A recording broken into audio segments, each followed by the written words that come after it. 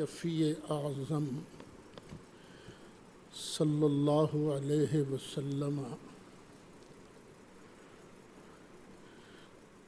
جب مکہ مکرمہ میں ہوتے تھے، نماز ادا فرماتے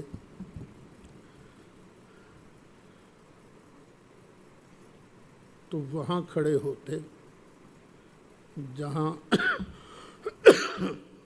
کعبہ بھی سامنے ہوتا اور اسی سید میں بیت المقدس بھی ہوتا۔ پھر نبی کریم علیہ السلام ہجرت کر کے مدینہ منورہ تشریف لے آئے۔ جب مدینہ منورہ تشریف لے آئے، اب نبی کریم علیہ السلام منہ بیت المقدس کی طرف کرتے تھے، کیونکہ مکہ شریف جو ہے نا، کعبہ شریف، اس کے چاروں طرف جگہ خالی ہے، جدھر بھی کھڑے ہو جاؤ کعبے کو منہ کرو، نماز ہو گئی۔ تو مکہ شریف میں کعبہ بھی سامنے، بیت المقدس بھی سامنے، اور تھا قبلہ اس وقت بیت المقدس۔ جب نبی کریم علیہ السلام مدینہ منورہ تشریف لائے، جو گئے ہیں وہ تو جانتے ہیں، جو نہیں گئے وہ دیکھ لیں، سمجھ لیں کہ ادھر ہے نا کعبہ شریف، اگر ادھر منہ کر کے کھڑے ہوں تو بیت المقدس کو پشت ہوتی ہے، اگر بیت المقدس کی طرف منہ کر کے کھڑے ہوں تو کعبہ شریف کی طرف پشت ہوتی ہے۔ تقریباً 17 مہینے کے قریب نبی کریم علیہ السلام نے بیت المقدس کی طرف منہ کر کے ہی نماز پڑھی۔ سرکار چاہتے تھے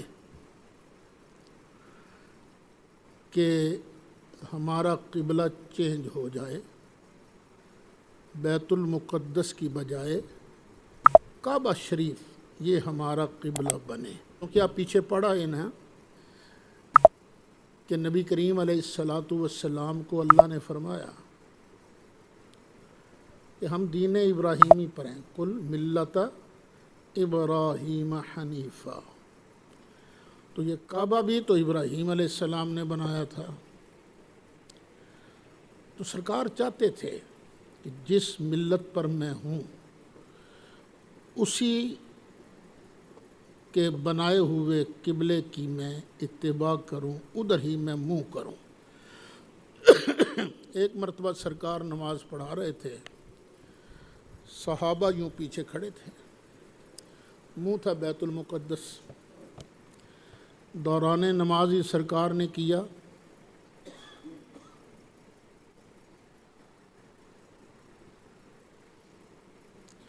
تین چار مرتبہ چہرہ انور کو اوپر اٹھایا۔ اللہ نے نماز کے دوران ہی تحویل قبلہ کا حکم دے دیا۔ اب اس تحویل قبلہ کے حکم سے پہلے ہی اللہ نے فرما دیا تھا، سَيَقُولُ السُّفَهَاءُ مِنَ النَّاسِ، ان قریب کہیں گے بے وقوف لوگوں میں سے جو بے وقوف ہیں وہ ان قریب طعنہ دیں گے، کہیں گے۔ اچھا، یہاں یاد رہے کہ بعض مفسرین نے یقول و فعل مضارع جو ہے اس کو ماضی کے معنی میں لیا ہے، کہ بعض بے وقوفوں نے کہا، جو بھی معنی مراد لے لیا جائے تب بھی ٹھیک ہے۔ بعض بے وقوفوں نے کہا تمہیں پہلے قبلے سے کس چیز نے پھیر دیا، لیکن اگر کہا جائے کہ یہ سیقول اپنے حقیقی مضارع کے معنی میں ہے تو یہ ایک غیب کی خبر ہے جو اللہ تعالیٰ نے اپنے محبوب کو پہلے ہی عطا فرما دی۔ یہ کبھی نہ کہنا کہ کل کی بات جانتا کوئی نہیں ہے، یہ کہو کہ اللہ کے بتائے بغیر کوئی نہیں جانتا، اور اللہ کے بتانے سے جس کو پھر اللہ بتاتا ہے وہ پھر اس کو جان لیتا ہے۔ ان قریب کہیں گے بے وقوف لوگ، ما ولاہم، کس چیز نے پھیرا ان کو، ان قبلتہم التی کانوا علیہا، اس قبلہ سے جس پر یہ پہلے تھے۔ کس چیز نے ان کو پھیرا؟ آگے آ رہا ہے جواب، قل محبوب کہہ دیجئے ہم کسی خاص سمت کی عبادت نہیں کرتے، نہ کعبہ ہمارا معبود ہے، نہ بیت المقدس ہمارا معبود ہے، ہمارا معبود صرف اور صرف ایک اللہ ہے۔ مشرق بھی اسی کا ہے، مغرب بھی اسی کا ہے، کعبہ کی سمت بھی اسی کی ہے، بیت المقدس والی سمت بھی اسی کی ہے۔ ہم تو فرما بردار ہیں، ہم نے تو اس کا حکم ماننا ہے۔ اس نے کہا منہ ادھر کرو، ادھر کر لیا، اس نے کہا منہ ادھر کرو، ہم نے ادھر کر لیا۔ اطاعت کا انداز بھی یہی ہوتا ہے کہ جو مطیع ہوتا ہے وہ اپنے مطاع پر اعتراض نہیں کرتا۔ قُلْ لِلَّهِ الْمَشْرِقُ وَالْمَغْرِبُ يَهْدِي مَن يَشَاءُ إِلَىٰ صِرَاطٍ مُسْتَقِيمٍ۔ تو جسے چاہتا ہے وہ سیدھے رستے کی ہدایت عطا فرماتا ہے، سیدھے رستے پر اسے چلاتا ہے۔ وہ اہدنا الصراط المستقیم میں میں نے آپ کو ہدایت کے معنی بتائے تھے، وہ ذرا ذہن میں رکھ لیجئے۔ جو معنی بتائے تھے نا یہاں فٹ ہو سکتے ہیں، وہ سب فٹ کر لیجئے۔ جسے چاہتا ہے سیدھے رستے کی طرف رجوع کی توفیق دیتا ہے، پھر جسے چاہتا ہے اس کو ماننے کی توفیق دیتا ہے، پھر جسے چاہتا ہے اس پر چلا دیتا ہے، پھر جسے چاہتا ہے اسے منزل پر بھی پہنچا دیتا ہے۔ وَكَذَلِكَ جَعَلْنَاكُمْ أُمَّةً وَسَطًا، یہاں ہے لفظ کذالک۔ کذالک تشبیہ کے لیے آتا ہے، لیکن کبھی کبھی کمال کے لیے بھی آتا ہے۔ ہمارا کمال یہ ہے کہ ہم نے تمہارا قبلہ بنایا بیت اللہ۔ کیوں؟ بیت اللہ پورے روئے زمین کا عین وسط ہے۔ جس طرح ہم نے تمہارے لیے کعبہ پوری روئے زمین کا سینٹر قرار دیا ہے، اسی طرح ہم نے تم کو امت وسط بنایا ہے۔ وسط کہتے ہیں درمیانی چیز کو، اعلیٰ چیز کو۔ یہ اونٹ کا ہوتا ہے نا کوہان، یہ درمیان میں ہوتا ہے تو اس کا گوشت بڑا مزیدار ہوتا ہے، تو اسی لیے اعلیٰ چیز کو وسط بھی کہا گیا۔ اسی طرح ہم نے تم کو بہترین امت بنایا ہے۔ کیوں؟ اب دھیان سے یہاں سے سننا، لِتَكُونُوا شُهَدَاءَ عَلَى النَّاسِ، تاکہ تم لوگوں کو بتلاؤ۔ تمہاری ڈیوٹی ہے دین پھیلانا، دین بتلانا، اللہ کی وحدانیت کی، دین اسلام کے حق ہونے کی گواہی دینا۔ اب یہ تمہاری ڈیوٹی ہے، لِتَكُونُوا شُهَدَاءَ عَلَى النَّاسِ، تم لوگوں کو آگے بتاؤ۔ اور تمہیں کون بتائے گا؟ وَيَكُونَ الرَّسُولُ عَلَيْكُمْ شَهِيدًا، رسول تمہیں بتائے گا اور تم آگے لوگوں کو بتاؤ گے۔ ایک ترجمہ یہ ہے، یہ تمہاری اب ڈیوٹی ہے۔ پہلے جو نبی آتے تھے اپنی امت کو بتاتے تھے، لیکن پھر کوئی اور بتانے والا آ جاتا تھا، پھر کوئی اور بتانے والا آ جاتا تھا۔ اب یہ جو ہمارا رسول ہے نا، اس کے بعد کسی اور نے نہیں آنا۔ یہ جو تبلیغ والی ڈیوٹی ہے نا، یہ تم نہیں ادا کرنی ہے۔ ہم نے تمہیں سب امتوں سے بہتر اسی لیے بنایا ہے کہ اب نیابت رسول کرتے ہوئے دین کو تم آگے پہنچاؤ گے۔ ایک تفسیر۔ دوسری، ہم نے تم کو ساری امتوں سے اعلیٰ اور افضل امت بنایا ہے۔ وہ کس طرح کہ جب آئے گا نا دن قیامت کا، قیامت کے دن ہر نبی اپنی امت کا گواہ بن کر کھڑا ہوگا. ہر نبی اپنی امت کا گواہ بن کر کھڑا ہوگا. وہ گواہی دے گا یا اللہ اس بندے نے یہ اچھے کام کیے تھے، اس نے برے کام کیے تھے. تو نبیوں کی گواہی پر اللہ کرے گا فیصلہ ان امتوں کا. لیکن کچھ لوگ ایسے بھی آئیں گے جو اپنے نبیوں کو جھٹلائیں گے. مثلا حدیث شریف میں آتا ہے کہ نوح علیہ السلام کی امت کو اللہ ارشاد فرمائے گا، اوے تم نے مجھے مانا کیوں نہیں؟ یا اللہ ہمارا تو قصور ہی کوئی نہیں، یا اللہ تیرا کوئی پیغام ہم تک پہنچا ہی نہیں. یا اللہ اگر تیرا پیغام ہم تک پہنچا ہوتا تو یا اللہ ہماری مجال تھی کہ ہم انکار کر لیتے. اللہ فرمائے گا تو تمہارے پاس میرا نبی نوح نہیں آیا؟ نہ یا اللہ بالکل نہیں آیا. اب وہاں عدالت قائم ہوگی، فیصلہ علم پر نہیں گواہیوں پر ہوگا. اللہ بلا لے گا حضرت نوح علیہ السلام کو، کیوں پیارے نوح، کیا تم نے ان کو ہمارا پیغام نہیں پہنچایا تھا؟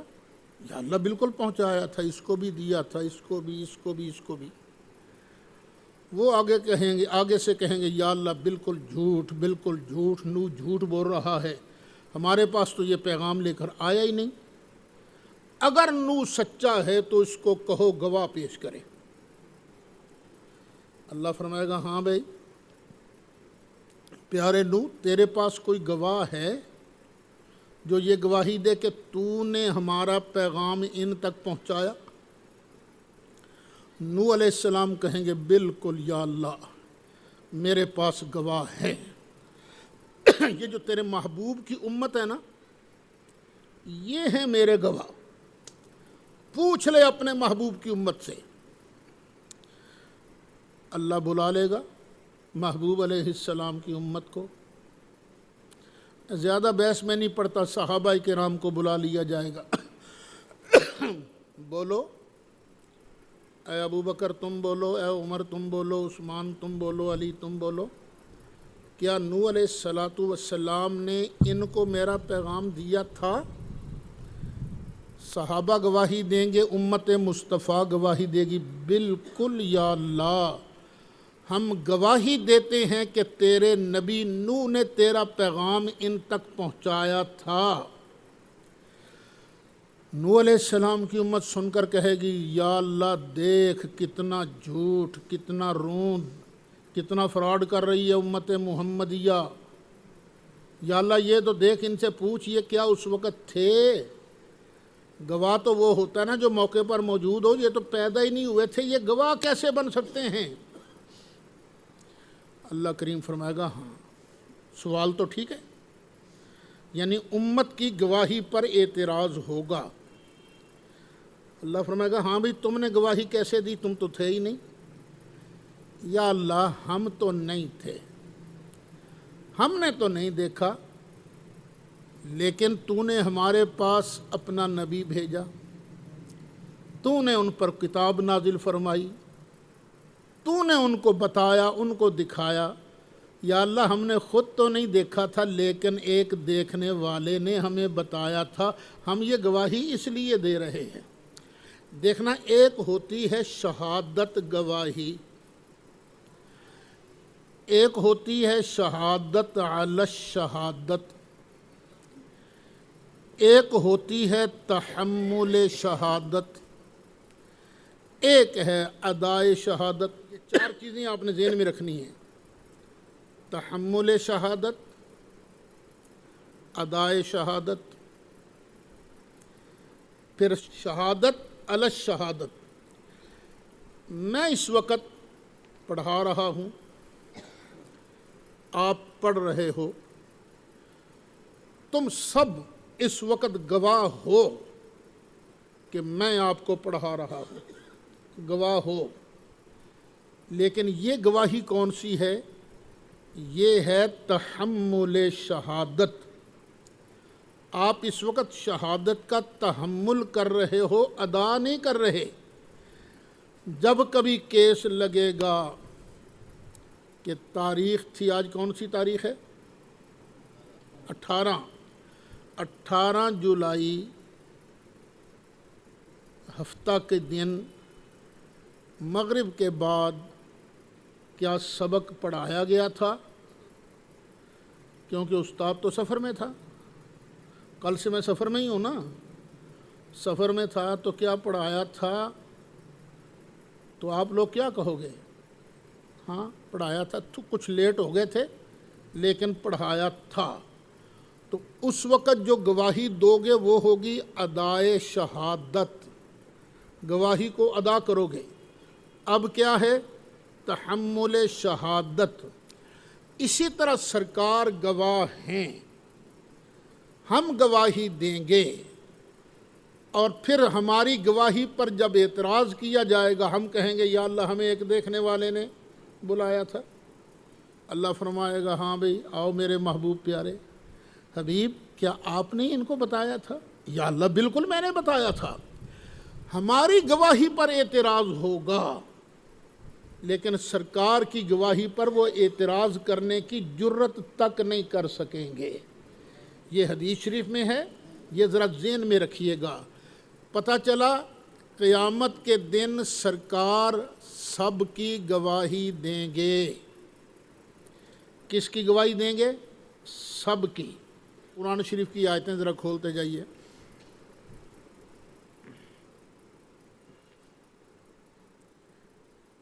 پانچواں پارہ، سورۃ النساء، آیت نمبر 41. فَكَيْفَ إِذَا جِئْنَا مِنْ كُلِّ أُمَّةٍ بِشَهِيدٍ وَجِئْنَا بِكَ عَلَىٰ هَٰؤُلَاءِ شَهِيدًا. مل گئی آیت کریمہ؟ اور کیسا نظارہ ہوگا اذا جئنا من کل امت بشہید، جب ہم ہر امت میں سے حال کہنے والا، گواہی دینے والا بلائیں گے. اور وَجِئْنَا بِكَ عَلَىٰ هَٰؤُلَاءِ شَهِيدًا، محبوبہ پھر ہم ان سب پر تجھے گواہ بنا کر کھڑا کریں گے. وہ نظارہ کیسا نظارہ ہوگا؟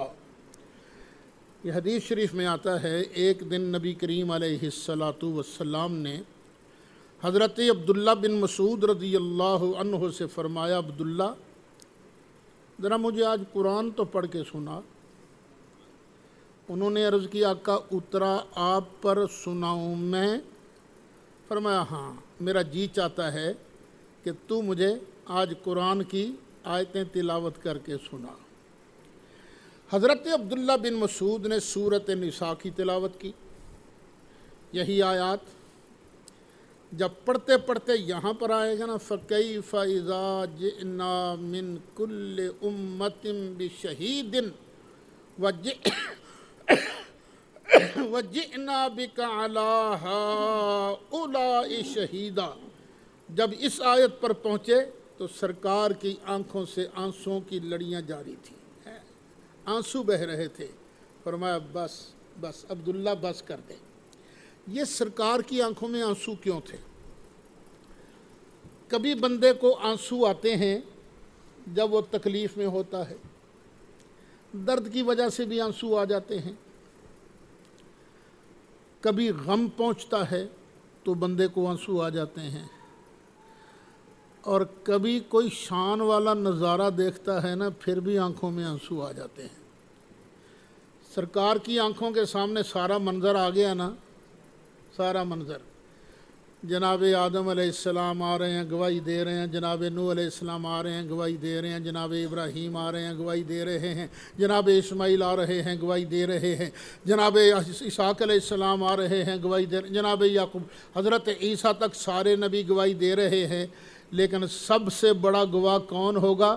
سرکار نے جب یہ سارا نظارہ نظروں کے سامنے گھوما نا تو سرکار کے چہرہ انور سے خوشی کی وجہ سے آنسو جاری ہو گئے، سرکار رونے لگ گئے۔ پتہ چلا قیامت کے دن سرکار نے گواہی دینی ہے، یہ ذہن میں رکھنا۔ اب آگے چلو، 14واں پارہ سورۃ النحل آیت نمبر 84۔ وَيَوْمَ نَبْعَثُ مِنْ كُلِّ أُمَّةٍ شَهِيدًا، مل گئی آیت؟ وَيَوْمَ نَبْعَثُ مِنْ كُلِّ أُمَّةٍ شَهِيدًا، اور جس دن کھڑا کریں گے ہم ہر فرقہ میں ایک جتلانے والا، ایک بتلانے والا۔ دیوبندی حکیم الامت ہے نا، مولوی اشرف علی صاحب تھانوی، وہ اس آیت کی تفسیر میں لکھتے ہیں، اور وہ دن بھی یاد کرنے کے قابل ہے جس دن ہم ہر امت میں سے ایک ایک گواہ کہ اس امت کا پیغمبر ہوگا قائم کریں گے، جو ان کے اعمال سیئہ کی شہادت دیں گے۔ یہ نبیوں کی شہادت پر اللہ تعالیٰ کرے گا فیصلہ، کس دن؟ قیامت کے دن۔ وَيَوْمَ نَبْعَثُ مِنْ كُلِّ أُمَّةٍ شَهِيدًا۔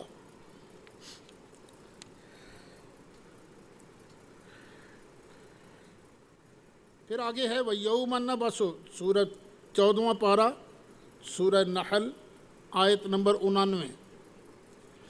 وَيَوْمَ نَبْعَثُ فِي كُلِّ أُمَّةٍ شَهِيدًا عَلَيْهِمْ مِنْ أَنفُسِهِمْ، آگے مل گئی آیت بھئی؟ جس دن کھڑا کریں گے ہم ہر فرقہ میں ایک بتلانے والا ان پر، انہی میں کا۔ وَجِئْنَا بِكَ شَهِيدًا عَلَىٰ هَٰؤُلَاءِ، اور ہم تجھ کو لائیں گے ان لوگوں پر بتلانے والا۔ وَنَزَّلْنَا عَلَيْكَ الْكِتَابَ تِبْيَانًا لِكُلِّ شَيْءٍ، محبوب تو سب پر گواہ بنے گا۔ اس کے فوراً بعد کیا ہے؟ وَنَزَّلْنَا عَلَيْكَ الْكِتَابَ تِبْيَانًا لِكُلِّ شَيْءٍ، اور ہم نے آپ پر وہ کتاب نازل فرمائی ہے جو ہر شے کا روشن بیان ہے۔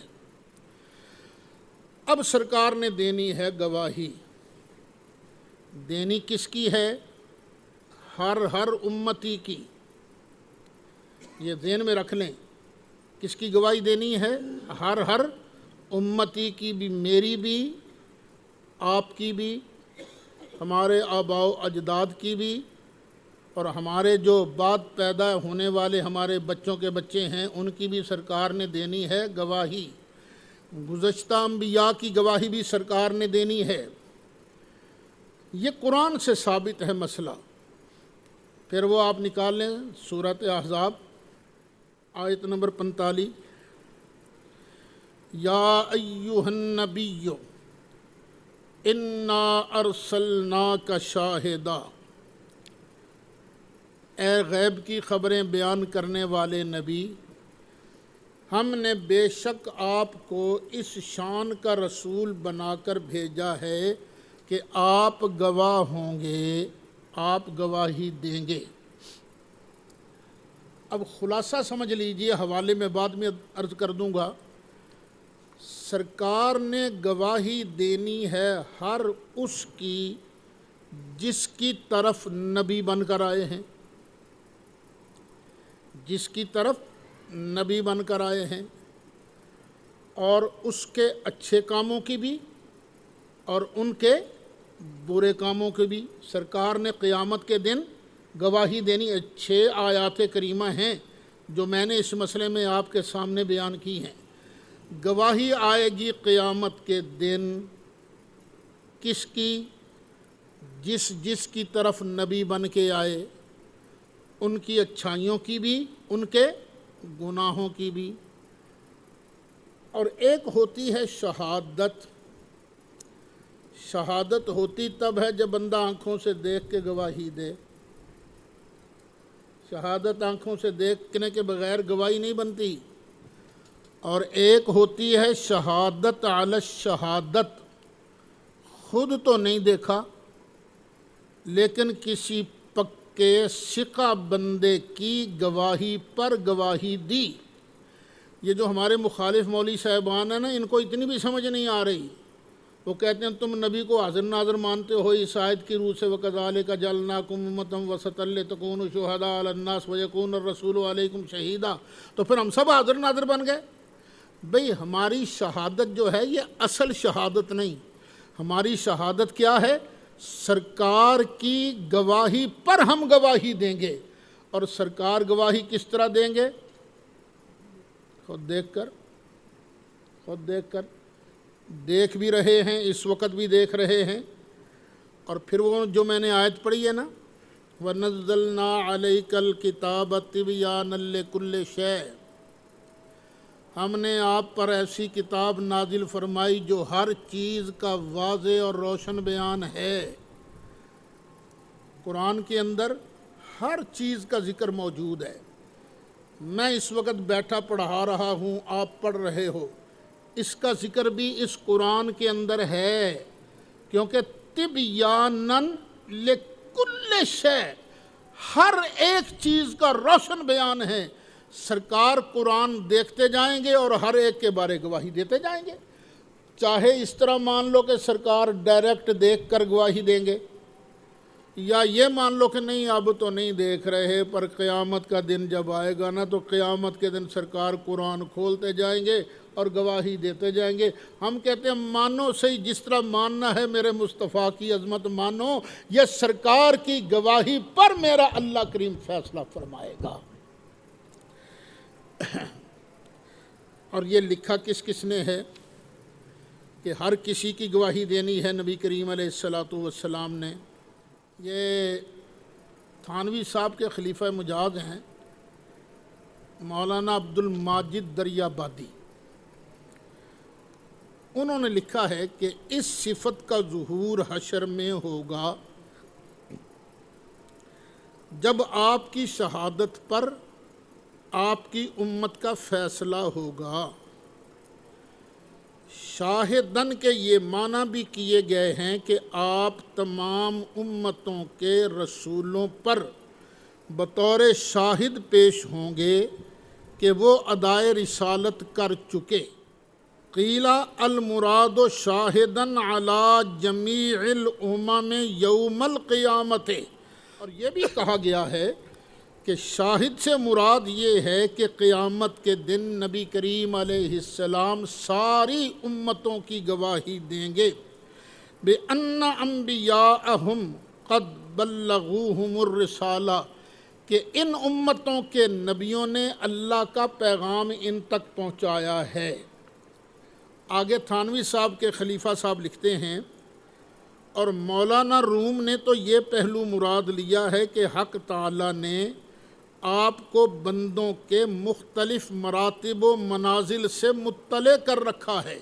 اللہ نے سرکار کو بتا دیا ہے، یہ جو بندہ ہے نا سامنے قمر بیٹھا ہوا، یہ عبادت کے کس درجے پر ہے، نیکی کے کس درجے پر ہے، اور یہ کس درجے پر ہے، یہ کس درجے پر ہے، یہ کس درجے پر ہے۔ ہر ایک کے درجے کو جانتے ہیں، ہر ایک کے درجے کو جانتے ہیں، ایمان کتنا ہے اندر۔ کئی لوگوں کو شک پڑ جاتا ہے، لے سرکار کس طرح جانتے ہیں اندر ایمان کتنا ہے؟ میں کہا بخار ہو جائے نا بندے کو تو تھرمامیٹر لگاؤ تو تھرمامیٹر بتا دیتا ہے اتنے درجے کا بخار ہے۔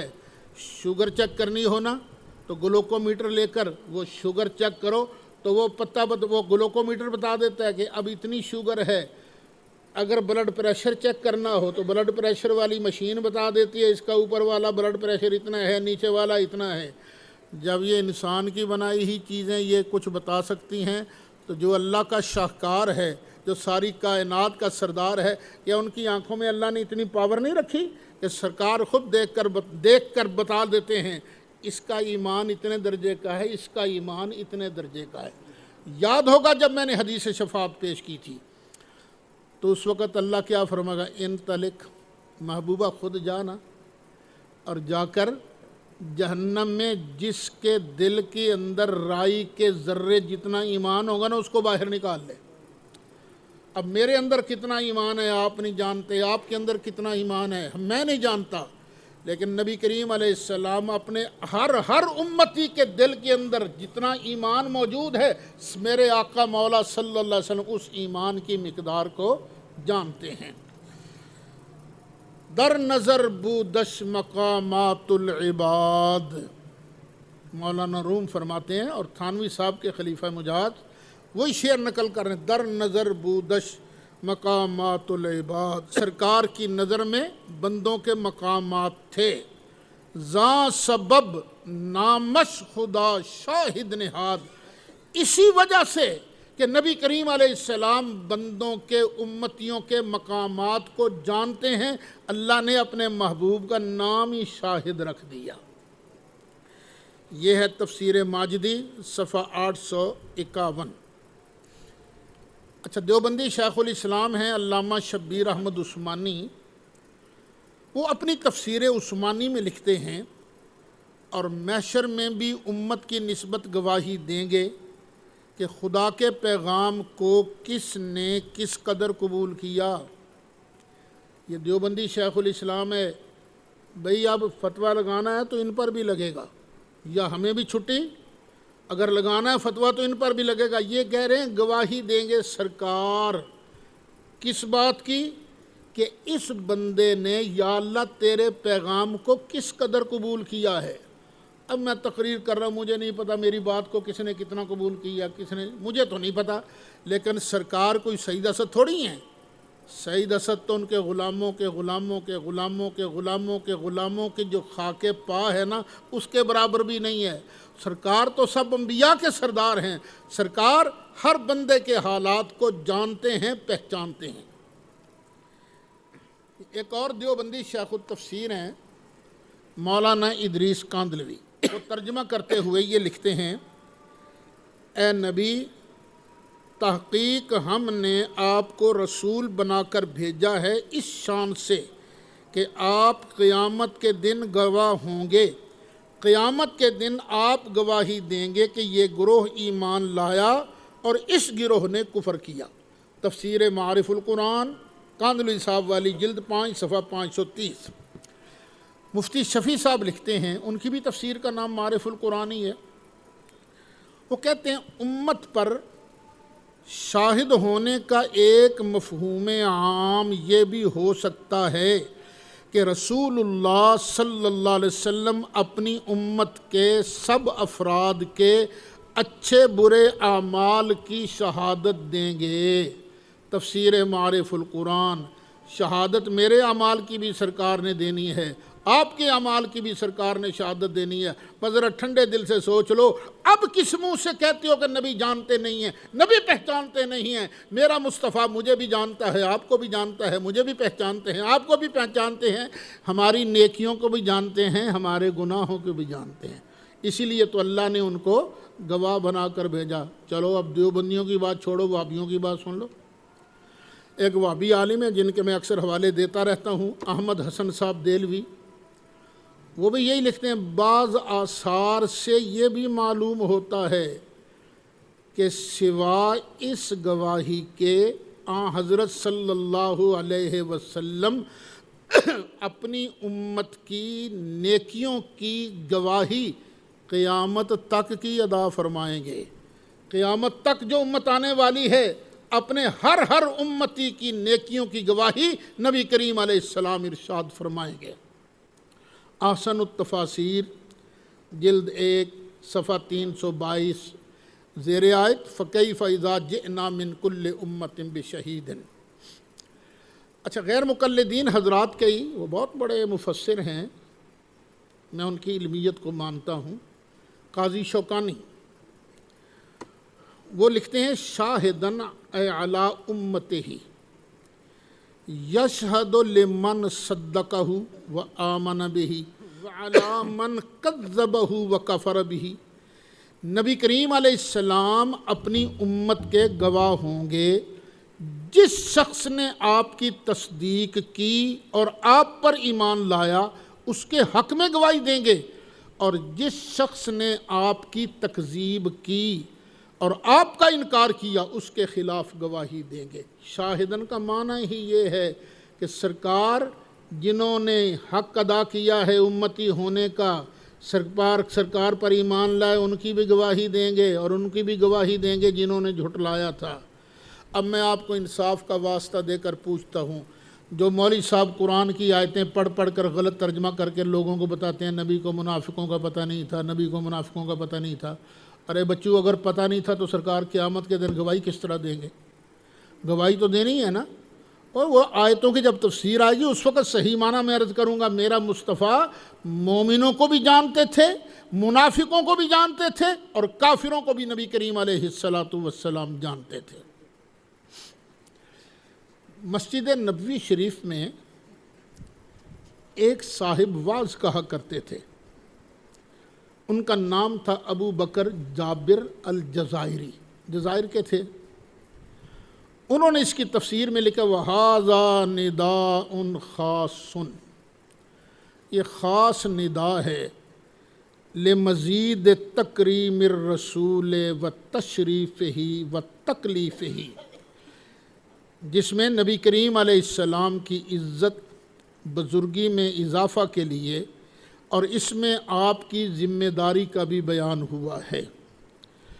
فقال تعالی، تو اللہ نے فرمایا یا ایھا النبی محمد صلی اللہ علیہ وسلم انا ارسلناک، اے پیارے محبوب بے شک ہم نے آپ کو بھیجا ہے، حال کونک شاہدن علی من ارسلناک الیہم، آپ کو ہم نے اس حال میں بھیجا ہے کہ جس کی طرف آپ رسول بن کر آئے ہیں نا اس کے گواہ بنو گے یوم القیامت، قیامت کے دن، وَتَشْهَدُ عَلَى مَنْ أَجَابَ دَعْوَتَكَ وَمَنْ لَمْ يُجِبْهَا، جس نے آپ کی دعوت کو قبول کیا اس کے حق میں گواہی دو گے، اور جس نے آپ کی دعوت کو قبول نہیں کیا اس کے خلاف گواہی دو گے۔